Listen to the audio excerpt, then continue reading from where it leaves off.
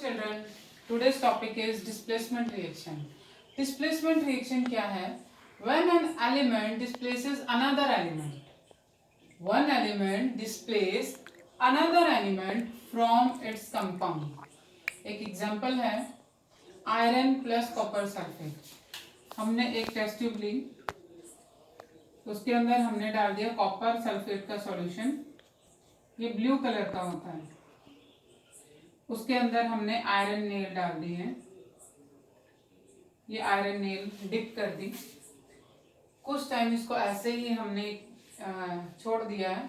उसके बाद हम क्या देखते हैं, इस आयरन नेल को जब हम चेक करते हैं, इसी के अंदर ही हम देखेंगे तो आयरन नेल के ऊपर एक रेड ब्राउन कलर की लेयर जो है डिपॉजिट हो जाती है। That layer is known as copper. ये कॉपर की लेयर है जो आयरन के ऊपर डिपॉजिट हो गई है।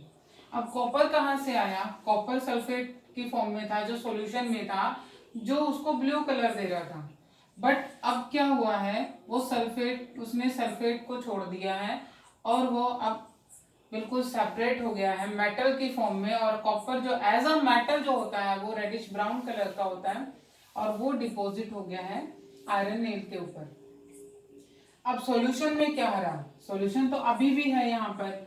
अब सॉल्यूशन में हमारे पास है फेरस सल्फेट। फेरस सल्फेट जो है लाइट ग्रीन कलर का होता है, इसीलिए जो सॉल्यूशन का कलर है ब्लू से लाइट ग्रीन कलर का हो गया है और जो आयरन नेल है उसके ऊपर एक रेडिश ब्राउन कलर डिपॉजिट हो गया है। ठीक है, ये जो रिएक्शन है ये प्रोसीड क्यों हुई, इसका रीजन क्या है? जो आयरन जो है मोर रिएक्टिव है कॉपर से, इसीलिए वो कॉपर को क्या करता है, डिस्प्लेस कर जाता है। When more reactive element react with less reactive element, जो कि इस किसी कंपाउंड की फॉर्म में है, तो मोर रिएक्टिव एलिमेंट उसको वहां से क्या करेंगे, डिस्प्लेस कर लेंगे और उसकी जगह पे खुद चले जाएंगे। That is known as displacement reaction. एक तरह से ये उसकी सीट छीन रहा है। अब सीट तो कौन छीनेगा? जो जिसमें ज्यादा दम होगा। जैसे बच्चे करते हैं ना बेंच पे, एक दूसरे से झगड़ा करते हैं, ये भी ऐसा ही कर रहे हैं। तो जीतता तो वही है जिसमें ज्यादा दम होगा। तो यहाँ पर जो मोर रिएक्टिव होगा वो लेस रिएक्टिव को क्या कर सकता है, डिस्प्लेस कर सकता है। Another example is zinc plus copper sulphate. Zinc is more reactive than copper, इसलिए जो जिंक जो है कॉपर की प्लेस पे आ सकता है। Lead react with copper chloride, तो लेड जो है कॉपर की जगह पे आ जाएगा और लेड क्लोराइड और कॉपर बना लेगा। ऐसे ही कॉपर प्लस आयरन सल्फेट की रिएक्शन है। अब कौन किससे ज्यादा रिएक्टिव है इसका हमें कैसे पता चलेगा? ये एक एक्टिविटी सीरीज है या रिएक्टिविटी सीरीज इसको बोलते हैं। इस सीरीज को लर्न करना है। इस सीरीज से हमें पता चलेगा कि कौन जो है मोर रिएक्टिव है, कौन लेस रिएक्टिव है। फर्स्ट है potassium. Potassium is very very reactive then sodium, little less reactive then potassium, then calcium, then magnesium. जैसे जैसे हमारी रिएक्टिविटी सीरीज नीचे की तरफ जा रही है तो उनकी रिएक्टिविटी भी जो है डाउन है। मीन्स अपर वाला जो है मोर रिएक्टिव होगा और नीचे वाला जो है लो रिएक्टिव होगा। किसी को भी हम कंपेयर कर सकते हैं। जैसे अभी हमने इसमें एग्जांपल लिया आयरन और कॉपर का।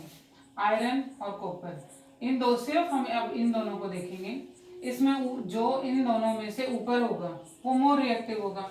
अब आयरन जो है कॉपर से ऊपर है, इसका मतलब आयरन जो है मोर रिएक्टिव है, इसीलिए आयरन कॉपर को इजीली डिस्प्लेस कर सकता है। अब इस एग्जांपल को देख के कुछ समझ सकते हो। कॉपर प्लस फेरस सल्फेट, ये रिएक्शन तुमने सॉल्व करनी है और कमेंट बॉक्स में इसका आंसर लिखना है।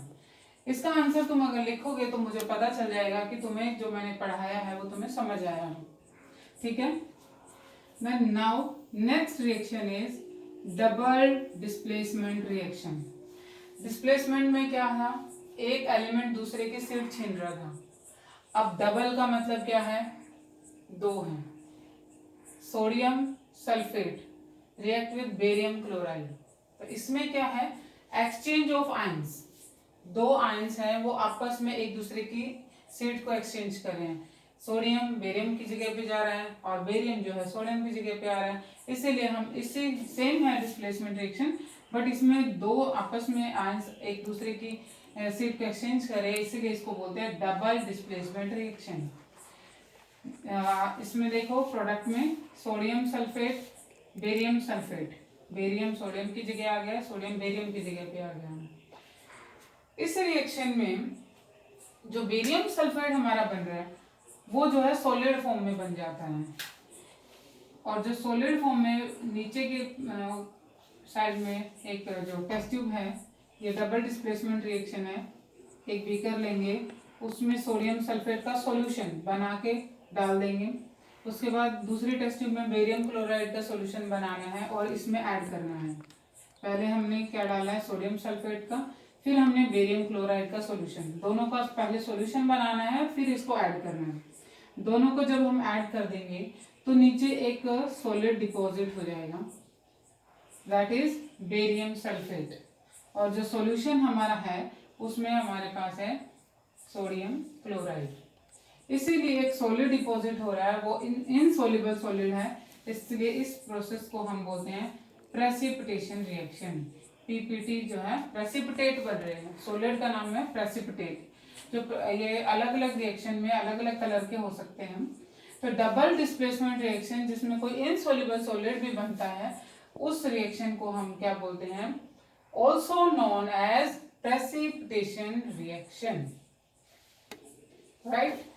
एक बार और इसको कर लेते हैं। Displacement reaction when an element displace another element from its compound, like iron displace copper, zinc displace copper, lead displace copper, ठीक है। Double displacement exchange of ions between reactant, barium sodium को एक्सचेंज करेगा, उसकी seat को exchange करके उसकी जगह पर आ जाएगा, और इसी रिएक्शन को हम बोलते हैं precipitation reaction. Thank you children.